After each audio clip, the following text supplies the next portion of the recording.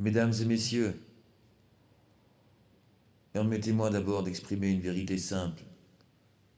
Nous sommes profondément désolés de la situation dramatique dans laquelle se trouvent aujourd'hui les agriculteurs du territoire de la République française.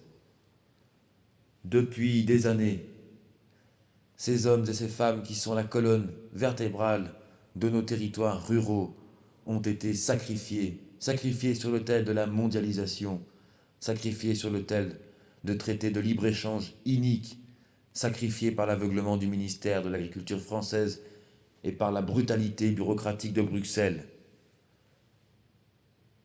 Nous le disons avec clarté, le ministère français de l'Agriculture a trahi ses agriculteurs en leur imposant une suradministration faite de normes toujours plus lourdes, déconnectées des réalités du terrain, en les noyant dans les contrôles tatillons, dans les délais de subventions interminables, dans une gestion technocratique qui étouffe toute initiative. En refusant de protéger véritablement les prix de leur production, en laissant la grande distribution écraser les marges et en laissant les industriels capter l'essentiel de la valeur ajoutée. Aujourd'hui, en France, un agriculteur se suicide tous les 2 jours. Voilà le bilan, voilà l'échec, voilà le scandale. L'Europe, quant à elle, porte une responsabilité directe.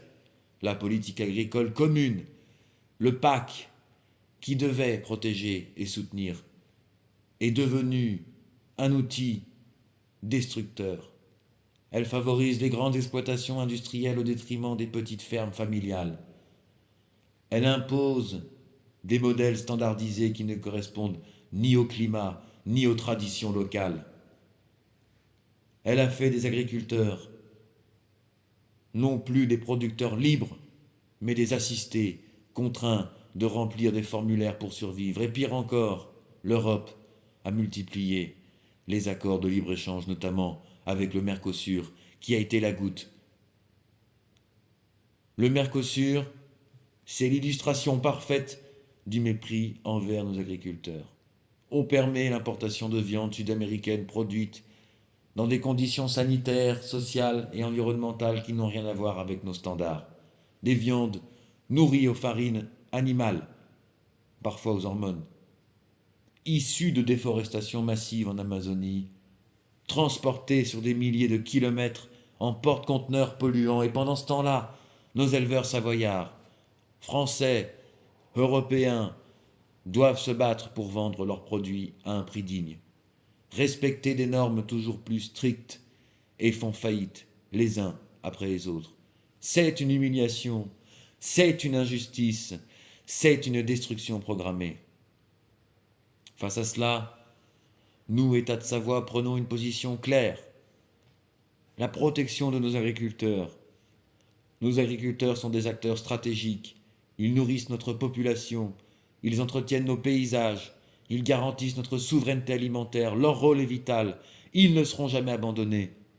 Le refus des traités de libre-échange destructeurs. Nous rejetons le Mercosur et tout accord du même type qui met en concurrence déloyale nos producteurs avec des produits importés ne respectant pas nos standards. Valorisation des circuits courts. La Savoie mise sur les produits locaux, sur la vente directe, sur la coopération entre producteurs et consommateurs.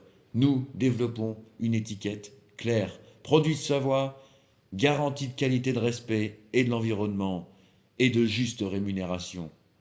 Le soutien économique, plutôt que des aides complexes et humiliantes, nous voulons un système simple, transparent, avec des prix planchers garantis qui assurent aux producteurs une dignité et une stabilité économique. La transition écologique accompagnée. Il faut aller vers une agriculture plus durable, mais pas en culpabilisant ni en ruinant, avec un accompagnement. La transition écologique accompagnée, oui, il faut aller vers une agriculture plus durable, mais pas en culpabilisant, pas en ruinant, avec un accompagnement technique, financier, humain, avec du temps, avec du respect. Nous disons ceci à nos agriculteurs, vous n'êtes pas coupables. Vous êtes victime d'un système qui vous a trahi. Nous disons ceci à nos compatriotes. Soutenir nos agriculteurs, ce n'est pas de la nostalgie. C'est une question de survie collective. Sans eux, demain, nous dépendrons uniquement d'importations venues de l'autre bout du monde, produites sans respect de l'homme ni de la nature. Nous disons ceci à l'Europe et à la France. Votre politique a échoué, votre modèle est mortifère et votre responsabilité est immense.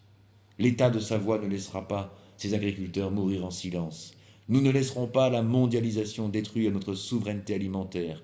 Nous ne laisserons pas Bruxelles et Paris piétiner nos paysans. Nous défendons nos montagnes, nos vallées, nos alpages. Nous défendons nos femmes et nos hommes qui travaillent la terre avec courage. Nous défendons l'agriculture vivante, digne, locale, durable.